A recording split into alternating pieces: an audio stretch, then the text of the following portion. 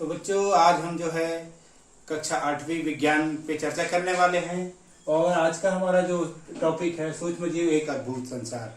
अद्भुत संसार कहने का मतलब ही अद्भुत संसार है। आप अपने आसपास बहुत सारे जीव देखते हैं, जैसे पेड़ पौधे देखते हैं, जानवर देखते हैं, हाथी जैसे विशाल जीव देखते हैं। ये तो जो हमको दिखाई देते हैं ये बड़े जीव हैं, लेकिन आसपास और बहुत सारे जीव पाए जाते हैं जो हमको दिखाई नहीं देते। तो जो दिखाई नहीं देखते हैं उनको क्या कहते हैं? छोटे जीव कहते हैं या फिर सूक्ष्म जीव कहते हैं। और सूक्ष्म जीव को देखने के लिए हमको क्या चाहिए? माइक्रोस्कोप चाहिए। तो माइक्रोस्कोप उसको 100 गुना या 50 गुना बड़ा करके दिखाता है। तो जैसे हम लोग देखते हैं अक्सर जो है 6वीं कक्षा में भी पढ़े हैं, 7वीं भी देखे हैं। ये चित्र आप देख रहे हैं, ये अमीबा का चित्र है। अमीबा कैसा जीव है? एक कोशिका जीव है ना। तो इसी प्रकार और देखते हैं अमीबा, पैरामीशियम, यूग्लिना, ये सभी छोटे जीव है ना। तो कक्षा 8वीं की पुस्तक में जो सूक्ष्म जीव है उसको मुख्य रूप से 5 भागों में वर्गीकृत किया गया है।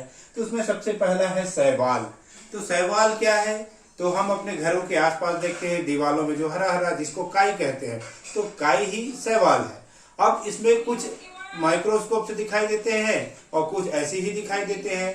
तो जो देखिए, जैसे यहाँ पर उदाहरण दिया हुआ है क्लोरेला, क्लेमाइडोमोनास, स्पाइरोगाइरा, इसको हम सूक्ष्मदर्शी की सहायता से देखते हैं, है ना।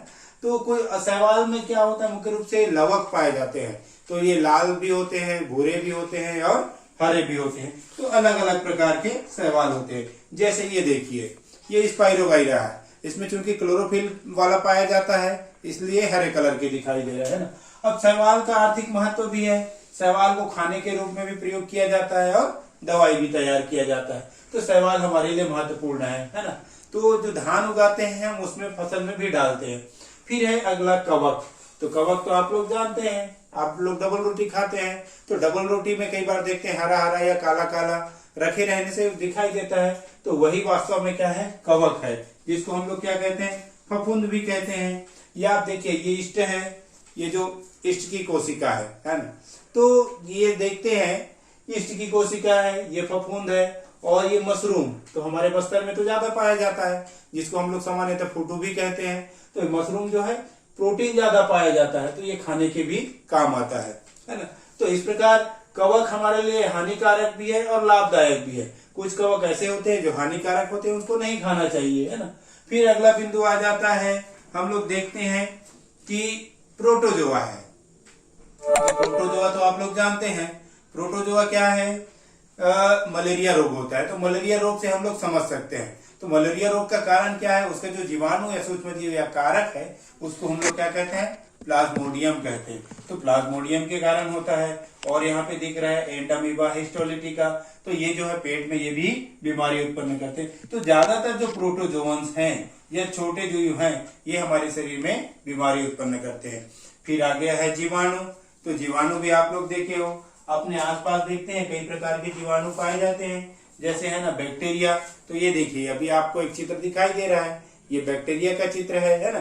तो बैक्टीरिया मुख्य रूप से क्या होता है? ये यदि देखें तो अलग अलग आकार के होते हैं। ये बहुत सारे ये भी बैक्टीरिया जो है रोग उत्पन्न करते हैं।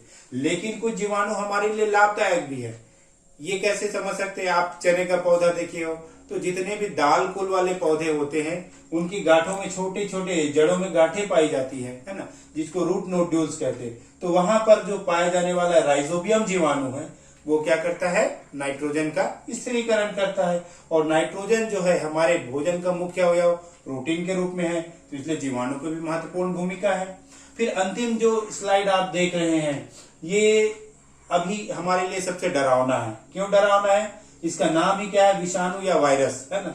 तो वायरस जो है ज्यादातर जीवों में रोग उत्पन्न करते हैं। जैसे आप देख रहे हैं सर्दी, जुकाम, पोलियो, खसरा, एड्स, विभिन्न प्रकार की बीमारी उत्पन्न करते हैं, है ना। तो वायरस अभी आप लोग सब देख रहे हैं कि कोरोना वायरस से हम लोग परेशान हैं।